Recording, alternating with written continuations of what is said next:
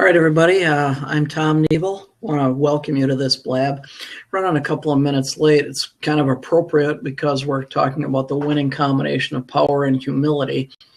And nothing humbles a person more than planning something and having some technical difficulties. But actually, the first time that I hosted a blab, I was interviewing my friend Brian Williamson, and I couldn't even get on then. So anyway, I was having a hiccup, and my colleague Pam is gonna attempt to join us, but I'm not positive that she will be able to. So let me just remind you that if you care to, you can join the live chat, and you can throw questions out there, comments, and things like that. We schedule these things for about a half an hour. Sometimes they'll go actually 45 minutes. But not any longer than that. And I'll give you the backdrop on what we're attempting to do here. I work and I have worked in leadership over decades, my life, for the most part in nonprofit space, also in for-profit space. And a few years ago, I kind of fell into a sweet spot place with this organization that we call Giant Worldwide. And without getting too technical into the symbolism of that, anytime you see any of our tools, and we use a lot of visual tools, and I guess I don't have that logo real handy here, but if you anytime you see our logo, it's typically written with all caps, GIANT, except for the second letter I. And that's a small cap. Well, not a cap at all. It's a lowercase. And what that is doing is hearkening to a story that people have known about for thousands of years, which is the story of David and Goliath. And what happens in the David and Goliath stories, you've got a big behemoth of a guy who's intimidating everybody.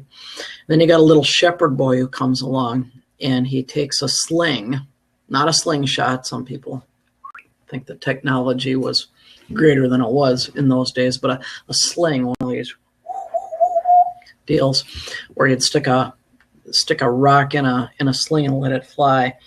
And this guy David knocked down the Goliath, even though David was a small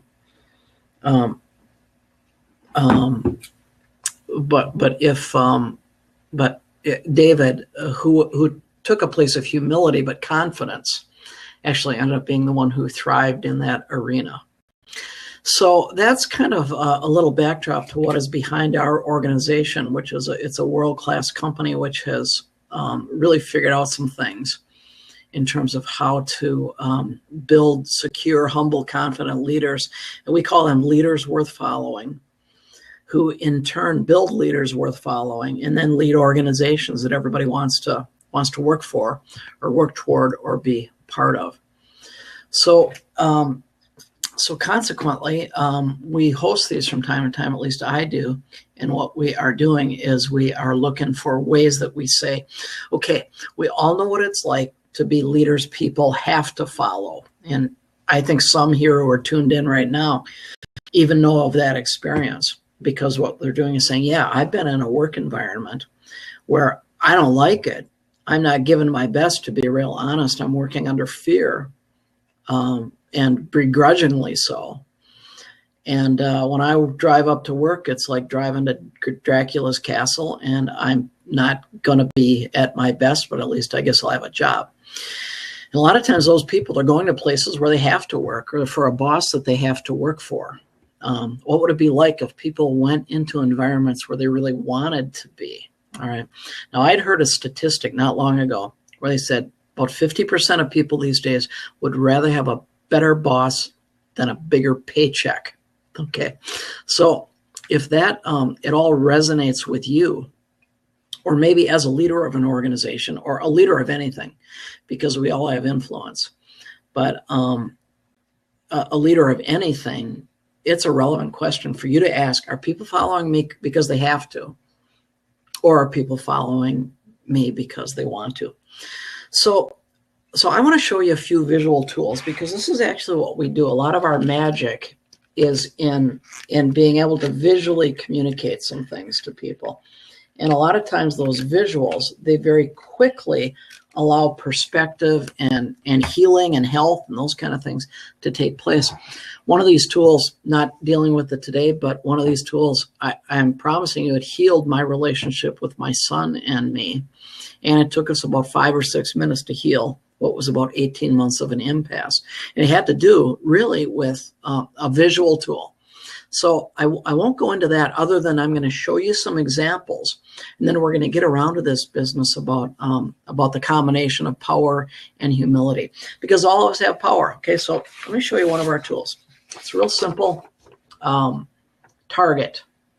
And at the end of this, by the way, I'll give you my contact information, and if Pam is able to join with us, we'll give you hers as well. And you know, I can get you copies of this if you want a JPEG or something like that, that would help you along the way. Then what we'll do is we'll get this to you. But this is just basically saying we all have power. Okay, we all have influence, and there's various circles of influence. And all we're saying here is that really you can come up with about 5 circles of influence. There's yourself, and there's your family, or you might even say your close friends, right in here. So there's yourself and your family and friends. There's your team. That might be your work team or your project team. And then there's your organization, and then you got the community at large. Now, okay, fine. But here's the thing I want you to see. Is there a real subtle little arrow here? And you might have a little bit of difficulty even seeing that over the web here. But what we're saying is that on balance, people, the influence circles, it starts right here in the middle, and it emanates outward. So you might think of it in terms of like dropping a pebble in a pond. Okay, if you drop a pebble in the pond, there's going to be a reverberation that will go out from that, right? And this is what we're saying, is that if you can get it right in the middle, the capacity for this to get out beyond you just exponentially increases. And also we know that the arrow doesn't go the other way, right? Because we all see people succeed in the outside, okay, but they could be a mess on the inside, right? So we're going to say the arrow doesn't go outward to inward. I think about that with professional athletes. I think about that with business people. I think about that with myself, all right? And what we're going to say is the outward inward very rarely happens. The inward outward happens. Okay, so I'm going to refer to this phrase, the circles of influence, in just a moment. Okay, so I want you to just keep that kind of emanating in your mind, because I'm going to show you one other tool before I show you this tool that we call the power test. All right, so this is a classic tool that we use, and we call it the support challenge matrix. And here's what we're going to say: in any of your circles of influence, from yourself to your family, friends, right, to the team you might lead, or the organization that you lead, or you have influence in, or even beyond in the community, in any of those circles of influence, you can bring, okay, you can bring high support or low support, okay? Just think about what that might look like, okay? And I'm going to do my best to hold this. So I'm kind of working like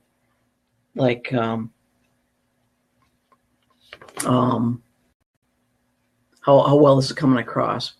But here's what we're saying: in any of our circles of influence, we can bring high support or low support. Figure out what that is. Let's just say it's with your family.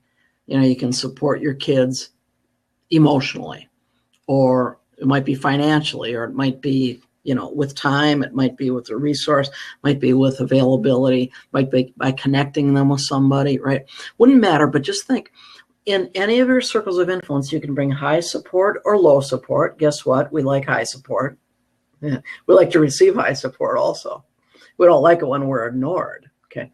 But there's this other factor, which is we call challenge, okay? So we can either bring people low challenge or high challenge, okay, in any of our circles of influence. So let's go back to our children, right? We could give them low challenge, just do your own thing, I'm never going to bother you. Or we might challenge them to say, we're going to bring you a high challenge and try to bring you into a place of being better, okay?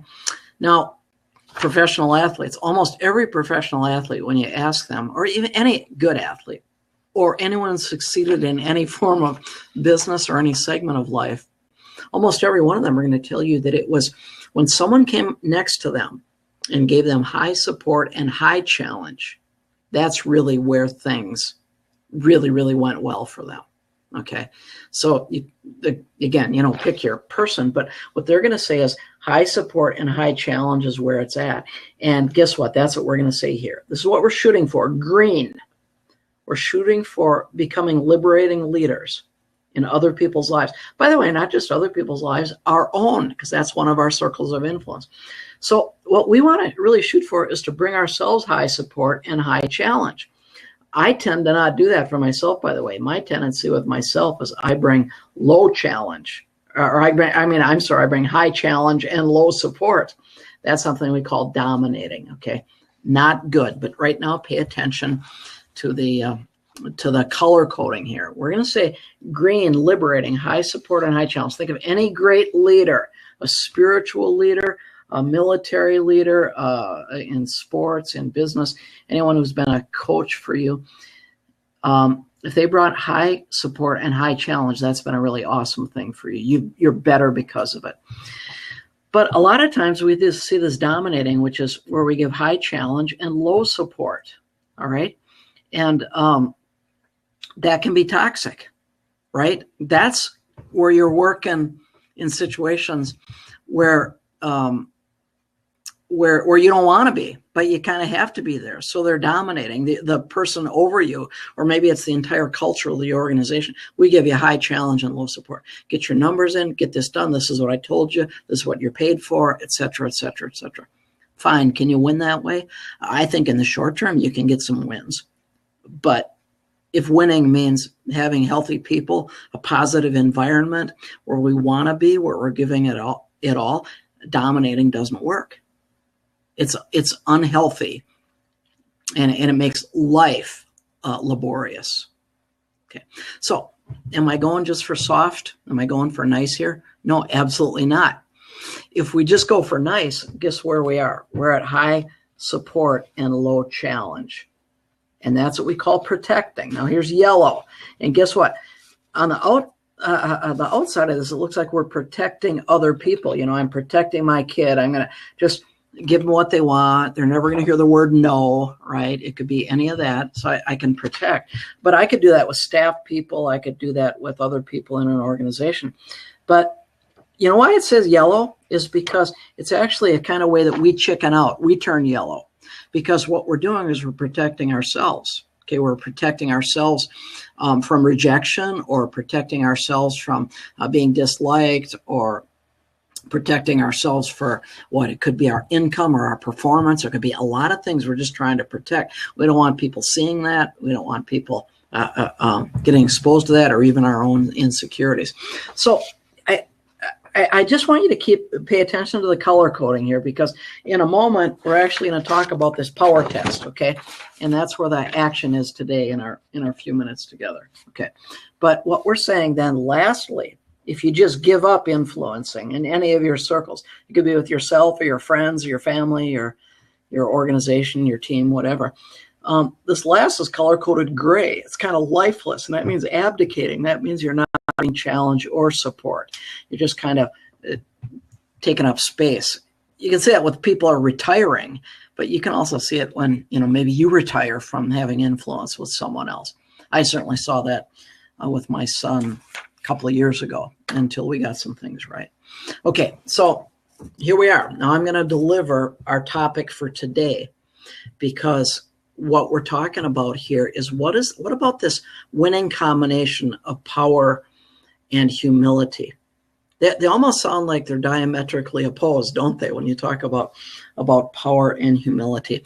But I want to show you this tool called the power test, because this is kind of a way to calibrate, or at least do a reflective evaluation. By the way, you can use this. You can use this to scatter plot with anybody. Same with this. You could say, hey, spouse, tell me, what am I to you? A liberator, a dominator, a protector, an abdicator? I did that with a family member not long ago. She said, oh, you're not a dominator, because I thought I was.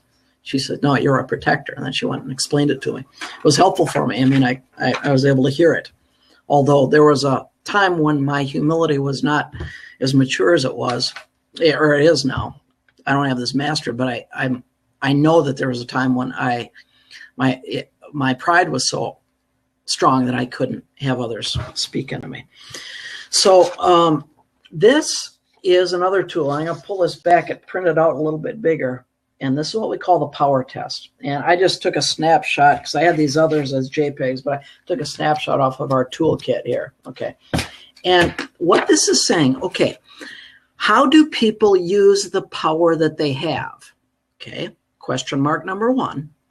But the sub-question mark would be, how do you receive or interpret the power that others have or that you have? Okay. So it's kind of like, how are you using it? How are people getting it? How are they using it? How are you getting it? Okay.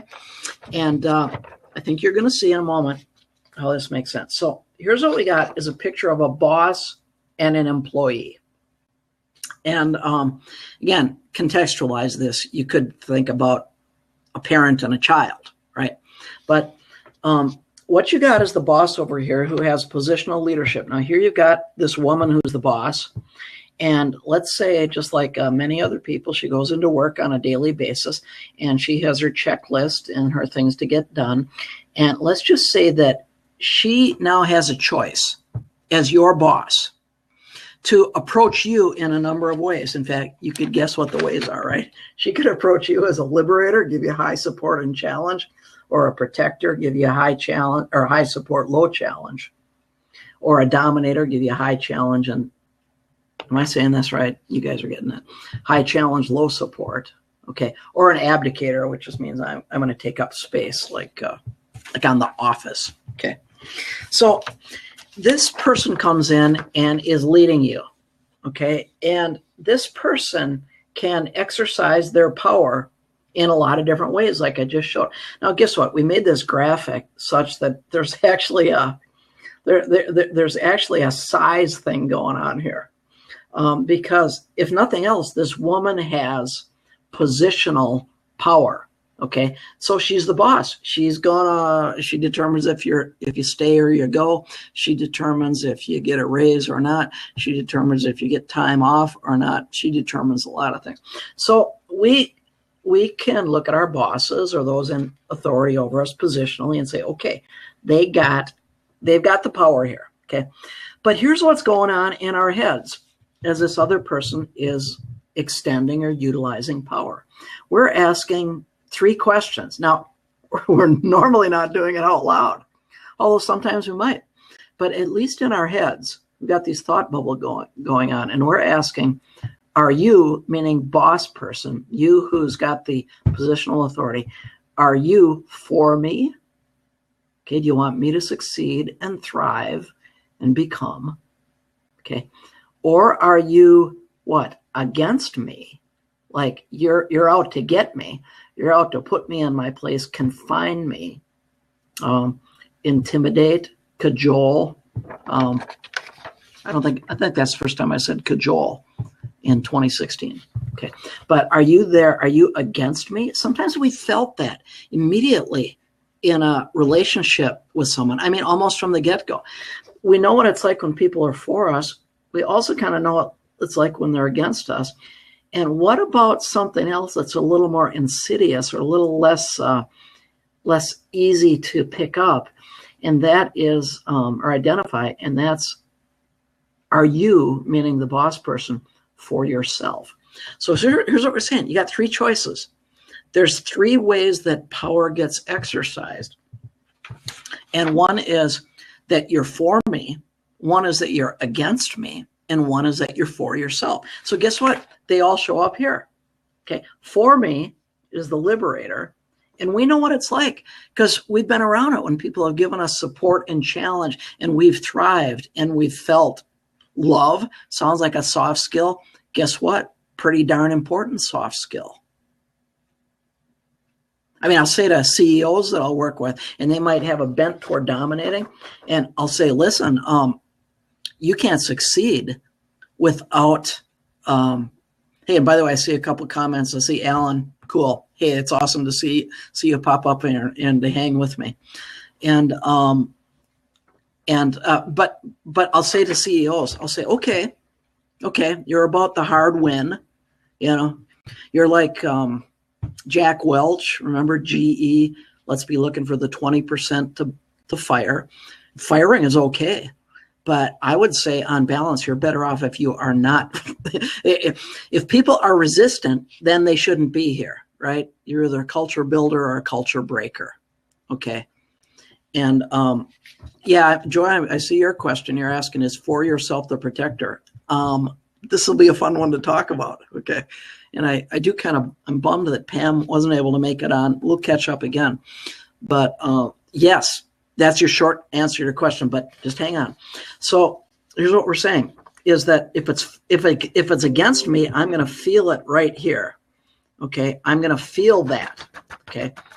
And if it's okay. And if it's for me, I'm going to feel that. But now let's talk about this uncertainty place of, is it for the boss? Is it for the leader? Okay, so look what it says here. There's a subtitle that says that's a culture of empowerment and what? Uncertainty, right? Or mistrust. Okay, now hang with me, because Joy, you asked a great question. You said, is that protector part the for yourself part? Yes. And I got to tell you, just as a cultural piece, you see a lot of dominating in for-profit space, particularly it has a sales motive. Okay, you'll see a lot of protecting in nonprofit space, especially those which have the human element behind it. So you would think, oh, isn't that like awesome? Like, hey, everybody cares about everybody. Yeah, except protecting never goes well. This has happened to me. I've been in environments where everybody said all the right things. The right posters have been on the walls.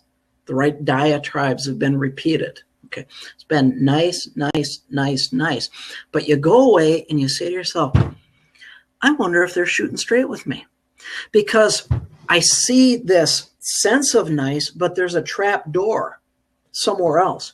And there goes another one. Whoop, bing, gone. Whoop, there goes another one. Could be a person or it could be a slam down, okay? And believe it or not, I mean, that's my tendency, okay, is to be a protector, because we tend to not by nature be liberators. We tend to be one of these, either dominators or protectors. And I'm not by nature a dominator, but I know a lot of people who are. But I am by nature a protector. So I've got to learn to bring challenge, okay? That's just what I constantly need to do, is to remind myself, hey, I have to bring challenge. By the way, point of order on the humility side. If you can own what your tendency is around other people and you can identify it, you just lead with that. There's a verse in the Bible where this guy writes to people that he's advising, and he says, I want you to boast in your weaknesses. In other words, identify your bad tendencies. So what I can do if I need to bring challenge to somebody is I can say, hey, you know, my tendency is to protect and hold back from bringing challenge, but I want to bring you a challenge. Okay. Did that with a friend earlier today. This friend, it was a session where he was saying, hey, I want to be, he says, I know I'm available, but people tell me I'm not approachable. I said, okay, then I want to bring you a challenge, right? Okay. So at the end of this, by the way, okay, my buddy, my friend, where I brought him challenge, guess what he ended up doing at the end of this? He says, boy, Tom, you are really, really for me, aren't you? So that really felt sweet to me, okay, that he would do that. He would say, yeah, you are really for me, okay? And but the backside, we can fall into these other traps, right? When we're against people, and I think that's pretty evident, but then finally where we're for ourselves. So this is the challenge that I would bring to you. The power test is for you to have a sober look at yourself. And again, you can contact me. I'll show you my contact information. I can send this to you like as a JPEG, or we could have a conversation on it. But what I would want you to do, because the combination of power plus humility, we call that leaders worth following. Humility doesn't mean weak. What does it mean? It's actually strong enough to say, I understand my tendencies. You know, I understand that I can go off in these other tangents, and I have ways to go in terms of personal growth, but none of us do well with non-self-aware people. In fact, that's the drama and the water cooler stuff and the quiet conversations, like, did you see so-and-so? And here they are again. And, and the parking lot empties really quickly, after work. Okay. So what I'm saying to you is that there is a power. And by the way, I would love it if you have comments on this. Okay. If you would want to type them in, we could just chit chat about this for a few minutes, and we're not going to take more than a few more minutes here. But if I said, what's been your experience when you've been around a boss, let's say, or someone in authority who's been for you, right? Or when someone's been against you, or when it was kind of wobbly and you couldn't quite figure it out. And at the end of the day, you had to say, you know what, they're really for themselves. I'm a pawn. It's quiet. It's insidious in that quietness. It's very subtle. But you know what? They're protecting me. And I don't mean that in a good way, right? They're protecting the narrative. They're protecting the story. They're protecting their own image. Okay. So if you have any comments on that, I'd love to hear it. But what I want to ask you to do is just be asking in all of your circles of influence, are you for those you're influencing? Are you against them? Or are you for yourself? And guess what you do? If you're against someone, then you need to apologize. That's a step toward humility too, to say, hey, I just realized I'm this guy that brings challenge but doesn't bring support. And I don't want to be that. I want to bring you support. This coaching call I had earlier today, we misunderstood each other. He had said to me that he could rev up in a brief moment. I thought he said brev up. Okay, I thought he had said rev up. I thought he said brev up. I said, you know what? That's a pretty good idea. In a brief period of time, brevity, you can rev up. You can actually try to be better just in an instant. So if you're by nature a dominator, to go up to somebody and say, hey, you know what? I just realized I've been harder on you than I need to be, and I want to apologize. And by the way, here's this diagram. Guess what? I want to be working toward this. Okay. What have you been protecting people? Yeah, I've been playing nice, but I've been protecting myself and being somewhat quietly insidious toward others, including yourself. I want you to know I'm going to be bringing challenge. Which point of order, and by the way, Joy, I see your comment. Let me read it in just a second. Point of order is that this coaching call I was on with this friend earlier today, I could have held back and just let him go along his merry way, but instead I brought a challenge. And when I have to own that, when I do own that and say, hey, you know what, I apologize because I'm protecting, but I want to bring something to your attention. When you bring it, if they know they're for you, the idea of receiving that challenge is just wonderful. Okay. So that's a humility. Here, Joy, this is a great comment. Let me read this to y'all. We're going to go a couple more minutes. I'll show you some contact info and some follow-up tools you could get. You just grab them off the internet or whatever. But Joy writes, she says, I don't like the uncertainty of not knowing if a dominator is really for me, if they're being fake. It feels very bipolar. Yeah. I think we all have a degree of bipolarity in our lives.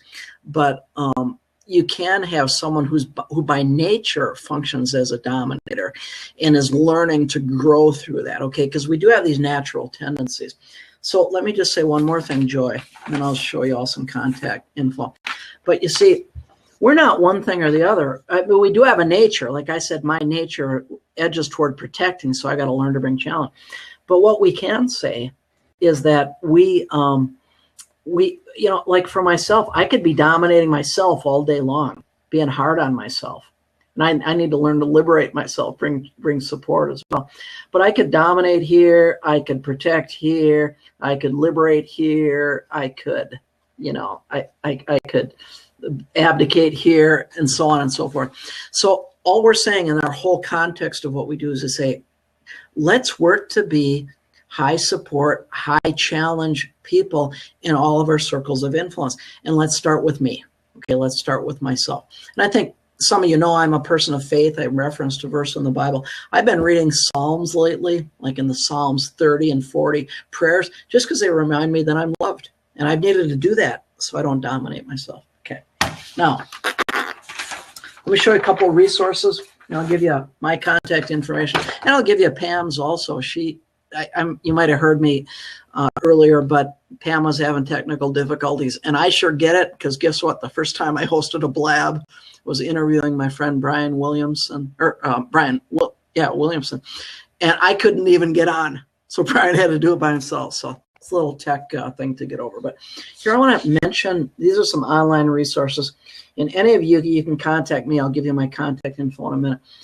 5voices.com, the number 5, is a really awesome online assessment you and your team can do, which will help you understand your tendencies in communicating with one another, okay? Because you might be more of a protector by nature or more of a dominator. 5voices.com. This is really a sweet little tool. It's a freebie. Giant will get your name and email address, and then you get to do this little assessment. As a Giant senior associate, I can walk your whole team through that, and it's kind of fun because the lights really turn on when you start to learn how are we going to be liberating leaders for one another. Okay. Now this you can't get unless you get it through me, but this is a really cool way to evaluate your teams. It's called the 100X surveys. And what we're talking about is, what if our teams were as close to 100% as possible in terms of communication, in terms of capacity, in terms of performance, in terms of synergy, all these 6 things we look at. And what if we were 100%, close to 100% as possible, and what if we multiplied that throughout our organization? So support and challenge is occurring. I've got a tool I can get to you. And what happens is then it's got a window of a couple of weeks where you get all your team members to weigh in. It's all anonymous. The results come back to me. So it does remain anonymous. Then I talk it over with you and I say, hey, here's what we're seeing. You're weak in this, strong in this. You guys got to work toward this. I mean, it's pretty cool, and it's a wonderful tool, but you'd have to get that through me. But we're all talking the same thing. What does it look like to have a power plus humility culture? Okay. I really urge you, these last are just references, go to giantworldwide.com and start getting this stuff. The blogs and the Liberator podcast is awesome. It's called the Liberator podcast. It's just great, by Jeremy Kubicek, Steve Cockram, the founders of Giant. And you just got to get that stuff and, kind of build up your drive time. The Liberator podcast. Okay, so last, I'm going to show you me, how to get a hold of me. You probably know through my platforms. It's Tom P. Nebel, T-O-M-P. Peter's my middle name, Tom P. Nebel, N-E-B-E-L. So you can find me that way. Here's my email address, tom.nebel@giantworldwide.com. So just fire up my way and say, hey, Tom, send me a tool or send me that link or let's talk, because I would love to help you. What if your team, most of our teams, by the way, we see at about 60% health. It's pennies on the dollar to put a little bit of investment to watch those teams grow up to the 80 to 90 percentile in terms of the functionality, people giving their best, people wanting to be there. It's really slick. So tom.nebel@giantworldwide.com. And listen, we'll just get online and we'll yap this way together, or we'll face to face. I live in Madison, Wisconsin. My colleague Pam, she's better at a lot of this stuff than I am. She's not as good right now as getting online because she had the technical stuff, but it happens to me all the time. And but Pam is a colleague of mine too that you'll get to know too as time goes on. She lives closer to the Milwaukee area. Okay, I don't see any other comments. I said we would go at the most 45 minutes. So what I'm going to do is, if anybody's got a comment or a question, we're going to give you just a moment to knock that off, and I'll see it, and then I'll respond. But otherwise, if you do go like the @Tom P. Nebel, or you hit my website, which comes through that. Thank you. I see a comment that says this has been great. I'm grateful, and it'll be even better when there's a couple of us cooking on this together. But let me just say this: through my it's tompniebel.com, but that's where you get my newsletter, and that's when you know when I'm doing stuff like this, and that's when you know some of my speaking schedule, and you get my blogs and all that kind of stuff. Okay, so all right. Well, I think the comments are. I think that we're coming to a close. You all been great to hang on. We will record this, or we have recorded it. So what'll happen is if you want to pass it around to colleagues. Or anybody, you're welcome to do that. But please hit me up because we like to give stuff away, and I will get you some tools if that's helpful to you. Print these babies off and then use it as you work to become liberating leaders. Hey, we're all on the journey, so cool beans. Okay, you all do well, and you know how to get in touch with me. Okay, you take care.